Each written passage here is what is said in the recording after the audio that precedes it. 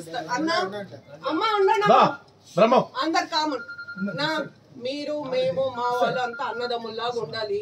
ఈ టాపిక్ మీకు వద్దు, మేము అతని లెటర్ అడుగుతున్నాం ఈయన అంతే. డిస్టర్బెన్స్ వద్దు, అయ్యిండేది అయ్యింది, గమ్మున ఉండండి. అట్లా అతను వచ్చి లెటర్ ఇస్తాడు, ఫ్లెక్సీలు బ్యానర్లు వేసుకోకూడదు. సెక్రటరీతో మాట్లాడతారు, మా ఎవరు ఇక్కడ వచ్చేదండి, వాళ్ళకి మనకి ఏమీ లేదు. సెక్రటరీ సమాధానం చెప్పాలా తెస్తాడు, కామ్గా ఉంటాడు.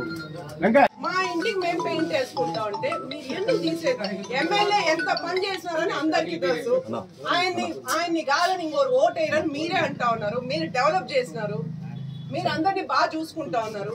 సెక్రటరీ మీ ఇళ్ళకి మీరు పెయింట్ వేసుకోకూడదు అని ఇస్తే అయిపోయారు.